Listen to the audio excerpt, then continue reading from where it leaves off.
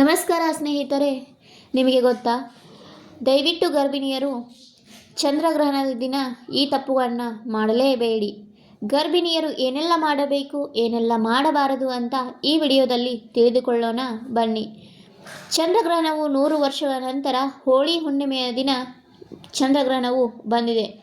ಭಾರತದಲ್ಲಿ ಮಾರ್ಚ್ 3ರಂದು ಮಧ್ಯಾಹ್ನ 3:20ಕ್ಕೆ ಗ್ರಹಣದ ಸ್ಪರ್ಶಕಾಲ ಆರಂಭವಾಗಿದ್ದು ಸಂಜೆ 6:47ಕ್ಕೆ ಮೋಕ್ಷಕಾಲ ಅಂದರೆ ಮುಕ್ತಾಯವಾಗುತ್ತದೆ.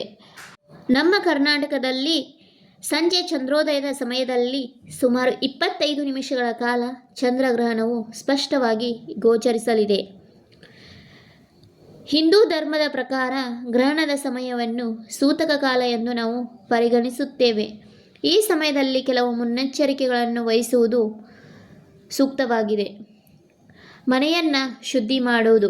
ಗ್ರಹಣ ಆರಂಭವಾಗುವ ಮುನ್ನ ಮತ್ತು ಮುಕ್ತಾಯದ ನಂತರ ಮನೆಯನ್ನು ಹಾಗೂ ದೇವರ ಕೋಣೆಯನ್ನು ಗಂಗಾಜಲದಿಂದ ಶುದ್ಧೀಕರಿಸಬೇಕು.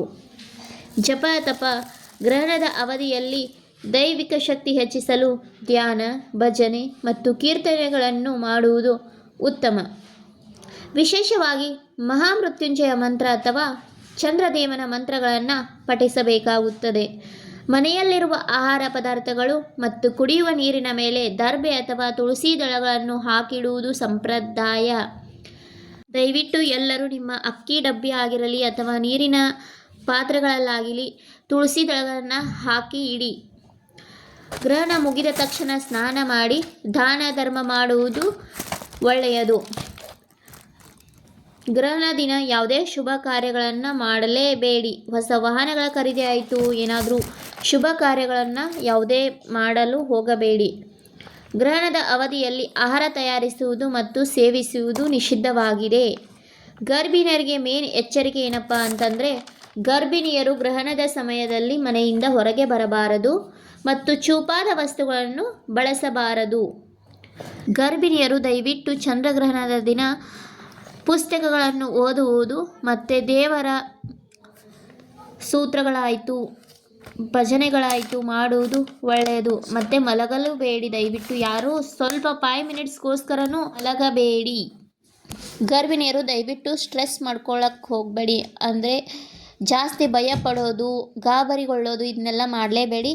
ನಿಮ್ಮ ಮನಸ್ಸನ್ನು ಶಾಂತಿಯ ರೀತಿಯಲ್ಲಿ ಇಟ್ಟುಕೊಳ್ಳಿ ಮತ್ತು ಆರಾಮಾಗಿ ಕೂಲಾಗಿ ಹ್ಯಾಂಡಲ್ ಮಾಡುವ ಕೆಪಾಸಿಟಿ ನಿಮ್ಮ ಹತ್ರ ಇದ್ದೇ ಇರುತ್ತದೆ. ನಿಮ್ಮ ಕುಟುಂಬದಲ್ಲಾಯಿತು, ನಿಮ್ಮ ನೆರೆಹೊರೆಯರಲ್ಲಾಯಿತು, ನಿಮ್ಮ ಫ್ರೆಂಡ್ಸಲ್ಲಾಯಿತು, ನಿಮ್ಮ ಮನೆಯಲ್ಲಾಯಿತು, ಯಾರಾದರೂ ಗರ್ಭಿಣಿಯರಿದ್ದರೆ ದಯವಿಟ್ಟು ನನ್ನ ವಿಡಿಯೋನ ಅವರಿಗೆ ಶೇರ್ ಮಾಡಿ. ಹಾಗೆ ನನ್ನ ವಿಡಿಯೋಗೆ ಒಂದು ಲೈಕ್ ಮಾಡಿ, ಕಮೆಂಟ್ ಮಾಡಿ. ನಿಮ್ಮ ಅಭಿಪ್ರಾಯವನ್ನು ಕಮೆಂಟ್ ಬಾಕ್ಸ್ ಒಳಗೆ ತಿಳಿಸಿ. ಮತ್ತು ನಿಮಗೆ ಏನಾದರೂ ಗ್ರಹಣದ ಬಗ್ಗೆ ಹೆಚ್ಚು ಡೌಟ್ಸ್ ಇದ್ದರೆ ಅಥವಾ ನನ್ನ ವಿಡಿಯೋ ನಿಮಗೆ ಸರಿಯಾಗಿ ಅರ್ಥವಾಗಲಿಲ್ಲ ಅಂತಂದರೆ, ನಿಮ್ಗೆ ಏನಾದರೂ ಡೌಟ್ಸ್ ಇದ್ದರೆ ನನಗೆ ಕಮೆಂಟ್ ಮೂಲಕ ತಿಳಿಸಿ. ನಿಮ್ಮ ಪ್ರಶ್ನೆಗಳಿಗೆ ನಾನು ಉತ್ತರ ಕೊಡ್ತೀನಿ. ಹಾಗೆ ನನ್ನ ವಿಡಿಯೋ ಇಷ್ಟವಾದರೆ ಲೈಕ್ ಮಾಡಿ, ಶೇರ್ ಮಾಡಿ, ಚಾನಲನ್ನು ಸಬ್ಸ್ಕ್ರೈಬ್ ಮಾಡ್ಕೊಳ್ಳೋದನ್ನು ಮರಿಬೇಡಿ. ಧನ್ಯವಾದಗಳು ಫ್ರೆಂಡ್ಸ್.